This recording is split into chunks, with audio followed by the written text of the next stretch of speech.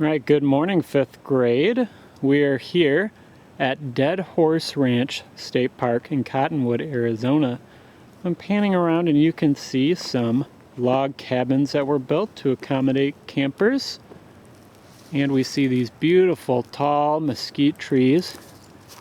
And we're going to head down the trail. And I don't know if you can hear it or not, but we're coming up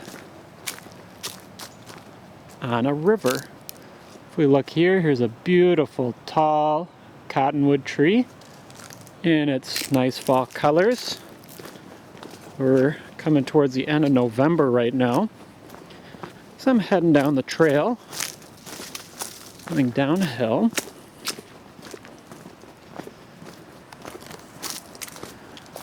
You can see there's a parking lot here for people who want to use it as a day use center. But I'm not interested in the parking lot.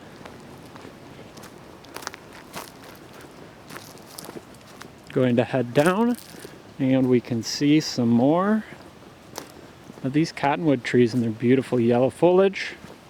It's a sign warning us. Danger.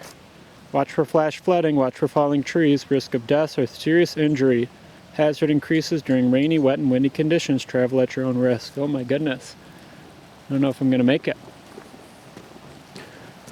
It's November, we're not in the monsoon season, so it's pretty safe down here. If I come down here, here is the Verde River.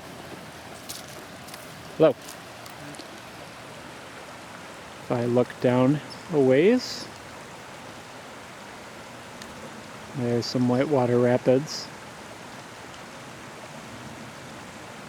Panning across, you can see cattails, bulrushes, and these tall cottonwood trees. This reminds me a lot, down here, this reminds me a lot of Minnesota. There's a lot of cottonwood trees along the rivers there. Let's continue down the trail.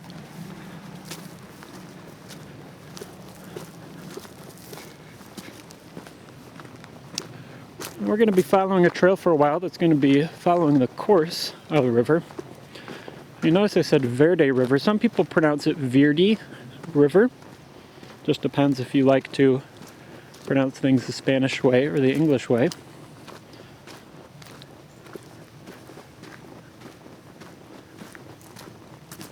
There's a sign over here that says Danger Cliff, keep off. You can see a sheer drop off. And that is not rock, that's just soil that's been carved away during flood stage. The reason why they have all these warnings here is because the Verde River is actually the last river in Arizona to not be dammed. So you're thinking about how the San Carlos River, usually, in the midsummer doesn't have water, but during the rainy season has water. The Gila River almost always has water, and the Gila River flowing down into San Carlos Reservoir, a lot of times we call it San Carlos Lake. Well, why is the lake there? And why did I just say reservoir? Well, that's because there's a dam that was built 100 years ago to stop the flow of the Gila River. And dams are good things. They provide us with electricity by spinning a turbine and a generator causing electricity, and they also provide a recreation area for us to go to boat or to fish. But a lot of people have fought to put a dam on this river because it also is important to let rivers run their course. The Gila River up by Bila sometimes floods and washes away big chunks of soil and trees, but not below the dam. If you go down by Winkleman and Hayden, where the Gila River continues, it's very controlled because of the dam. But the Verde River is not controlled by a dam, so there's no lakes here. Right here, see the river, pretty calm, pretty placid. During monsoon seasons, though, I'm sure the water would come up all the way past me to that cliff over there and come rushing along. Well, let's continue our trek down the trail.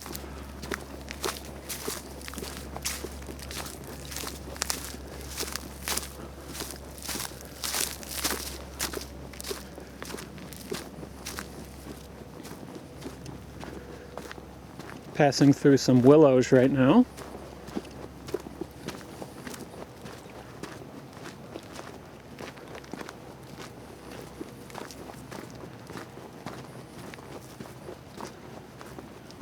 Need to watch. I've got my son on my back right now. I gotta make sure I don't snag him. It was very pretty, very calm.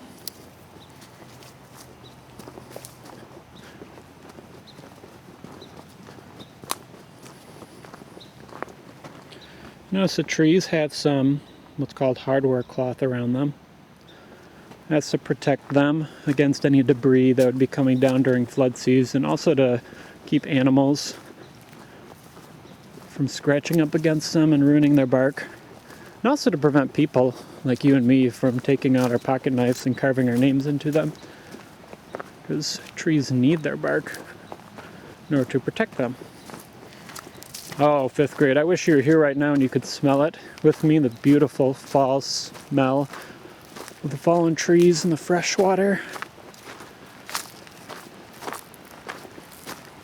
Let's take another pause here.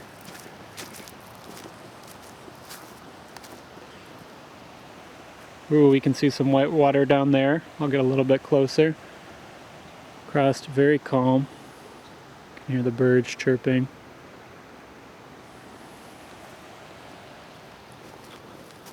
Something interesting over here I noticed. Notice this tree that's been dead and rotted and has fallen over. That's probably what they're talking about to be careful of.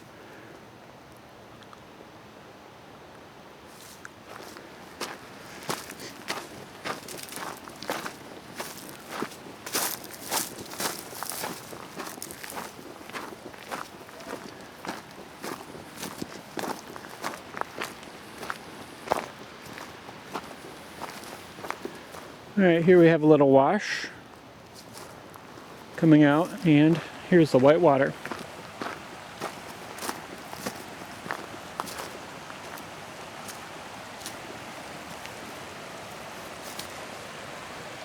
Alright, well, why am I calling it white water? Well, when water reaches a rocky path, it has to change course really quickly, which causes it to bubble up. And let me zoom in. And you can see when it bubbles up, that makes the surface white with the tiny little water bubbles. That's why we call it white water.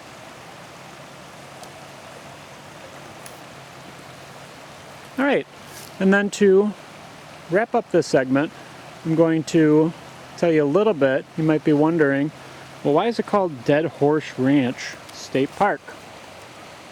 Well, this area was a ranch. A working ranch with cattle and horses. And in 1940, a family moved down here from Minnesota. Notice I said this looks a lot like Minnesota, the tall cottonwood trees. And they moved down here and they were looking for a ranch to buy. And they looked at a few different properties, and at the end of the day, the dad turned to his kids and he said, "Hey, which property did you like the best?" Well, one of them, when they pulled into the driveway, there was a dead horse laying in the driveway, rotting away, stinky and dirty. Well, lo and behold, the kids said, "We like the ranch that had the dead horse on it the best." And so, I'm going to move down the trail so my son gets a little less fussy. He doesn't like standing still with me on his back. Or, I'm sorry, him on my back. Anyway, so they liked the one that had the dead horse on it the best. And so the father bought that property and named it Dead Horse Ranch. And it was a working ranch until the 1970s. The children grew up and moved away. None of them wanted to go into ranching, and since the family moved from Minnesota, there was no family to take over the ranch nearby. So the father decided that he was going to donate his property to the state of Arizona to be set aside as a park.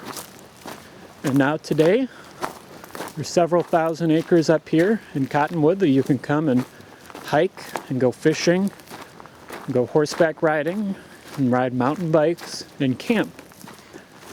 And it still kept that name from all those years ago, 80 years ago, being named the Dead Horse Ranch. Alright guys, hope you enjoyed.